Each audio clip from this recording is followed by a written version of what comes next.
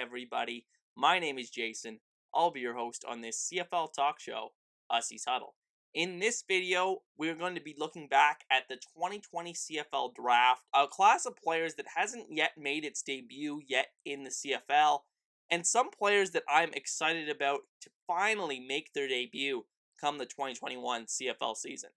But really quickly before we get started, if you want to support the channel, the best way to do it is by hitting that like button and subscribing to Ussie's Huddle for more CFL content just like this. I would greatly appreciate all the support. And with that said, let's dive into 5 players that I'm really excited to finally make their CFL debut in 2021. So before we dive in, this is in no particular order. These 5 guys are not in no particular order.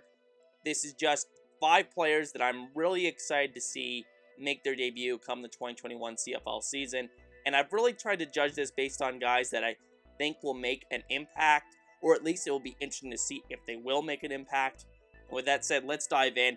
The first guy is the number 1 overall pick from the 2020 draft, and that's linebacker Jordan Williams going to the BC Lions. Williams was a late entrant into the 2020 draft, but vaulted to the top of the draft due to his explosive athleticism and excellent production at the college level at East Carolina. He joins a fascinating linebacker group that includes Isaiah Gazilek-Messam, Bo Lacumbo, and now 3rd rounder Ben Haladek. It would absolutely not surprise me if Williams forces BC's hand into a starting spot early in 2021, with his speed being a potential difference maker in the linebacking core. Moving on to number 2, we have defensive end Isaac Idemi Berglin going to the Calgary Stampeders at number 3 in the 2020 CFL Draft. One of my favorite players in the 2020 class, Idemi Berglin was very productive as an edge rusher while in college, and even had an outstanding game against LSU star quarterback Joe Burrow in 2018. I think he sacked him like 2 or 3 times or something like that. Calgary's edge rotation is pretty unproven after the offseason trade of star defensive end Cordero Law,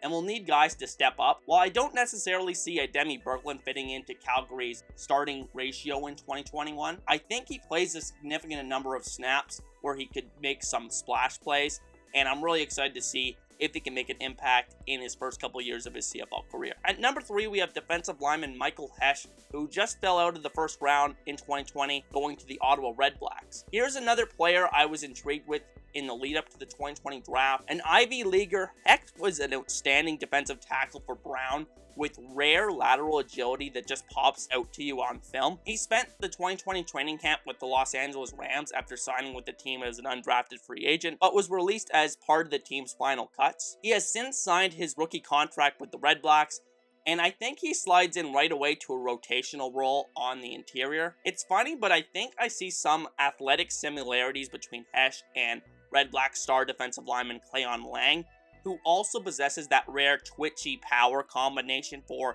an interior defensive lineman. He'll be a great mentor for Hesch early on in his career. At number 4, we have offensive lineman Catla Say of the Ottawa Red Blacks. Easily the lowest drafted player on this list, Say fell all the way to round 8 on draft day. This was after consistent buzz about him being considered at the very least a first round pick, and to some, in consideration for number 1 overall. I can't for the life of me explain why he fell this far in the process, especially when considering he received interest from the NFL, but never actually signed a contract south of the border. Then that's usually what triggers people to fall in the draft, when they actually do sign contracts in the NFL, but Say never did. Regardless, he is now on the Red Blacks roster, and the team has needs up front on the offensive line after the offseason departure of Evan Johnson. I'm just fascinated to watch and see if Say ever becomes anything in the league after his tumbled down the draft board on draft day. And the final guy on today's list is defensive back Antoine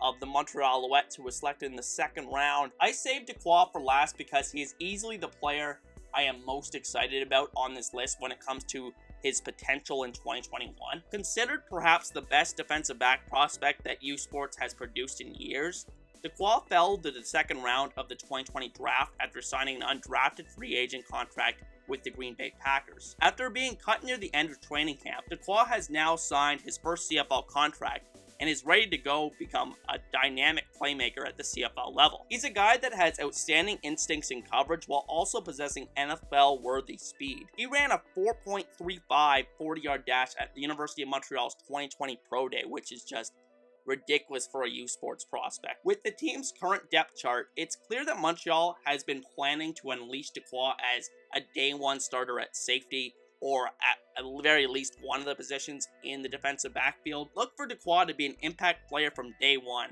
and to potentially be in the conversation as the league's top rookie. And with that said, that is going to be the end of today's video. I'd like to thank everyone for watching. Once again, my name is Jason. If you want to support the channel, the best way to do it is by hitting that like button and subscribing to Aziz Huddle for more CFL content just like this. You could also share the video with a friend. I'd appreciate that as well.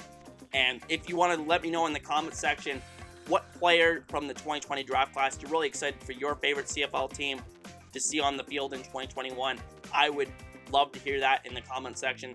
And with that said, I'll see you guys next time. Peace.